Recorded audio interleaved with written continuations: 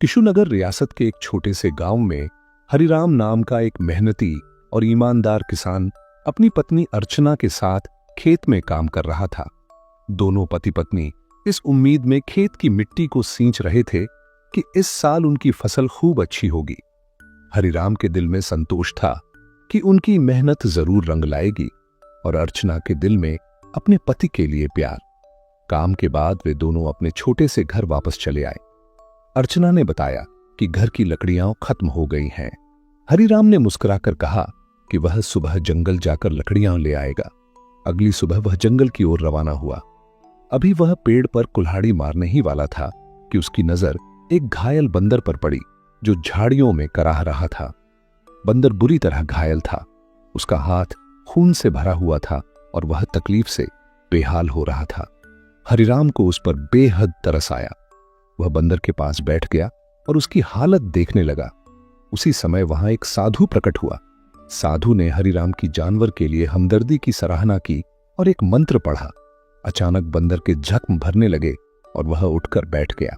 साधु ने बताया कि अब बंदर अपनी तकलीफें खुद बयान कर सकेगा और इतना कहकर वह साधु वहां से रवाना हो गया। बंदर ने अपना दुख बयान किया।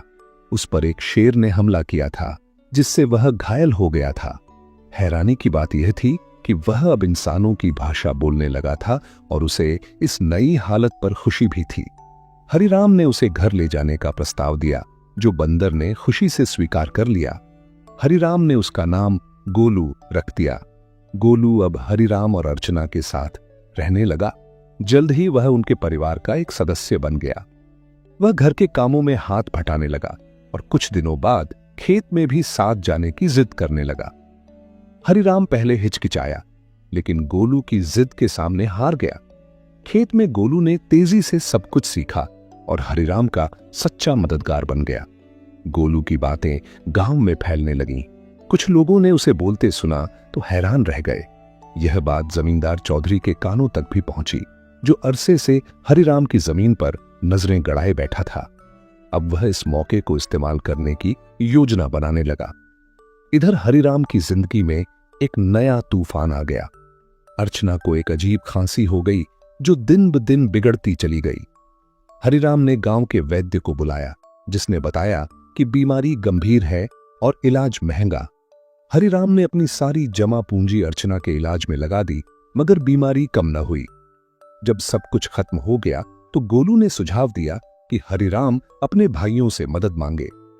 हरिराम ने केशव और बीरजू दोनों भाइयों से मदद मांगी लेकिन एक ने बहाना बना लिया और दूसरे ने तंज करके जमीन बेचने का सुझाव दे दिया। मायूस होकर हरिराम ने जमींदार के दरवाजे पर दस्तक दी। जमींदार ने उसे ताने दिए और शर्त रखी कि अगर कर्ज चाहिए तो अपनी जमीन गिरवी रखनी होगी और ब्याज भी बहुत ज्यादा होगा। गोलू को यह सब जुल्म लगा।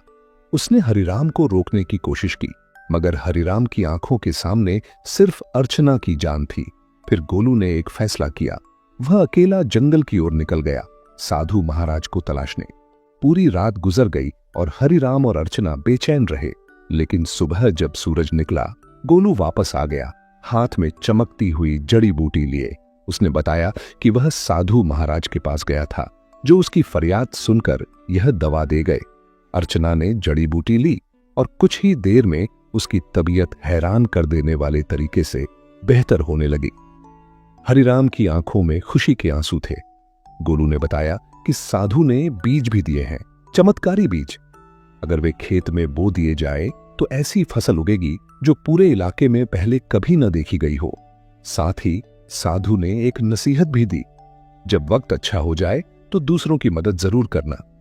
हरिराम, अर्चना और गोलू ने मिलकर खेत जोता, बीज बोए। थोड़े ही दिनों में खेत में सोने जैसी फसल लहराने लगी। गांव के लोग हैरान रह गए। अर्चना जो बीमार थी अब खेत में काम कर रही थी और गोलू हरिराम का बाजू बन चुका था। फसल बेची गई, दौलत आई और हरिराम गांव का सबसे सफल किसान बन गया। लेकिन वह साधु की नसीहत को नहीं भूला। अब वक्त था वादा निभाने का। हरिराम और गोलू ने अपनी कमाई का एक बड़ा हिस्सा उन गांव वालों का कर्ज उतारने में लगा दिया जो जमींदार के जाल में फंसे थे। बंदी सर, भोलू, रज्जू एक एक करके सबने अपनी जमीनें वापस हासिल कर लीं और यूं हरिराम और गोलू की दोस्ती न सिर्फ एक घर बल्कि पूरे गांव की तकदीर बदल गई।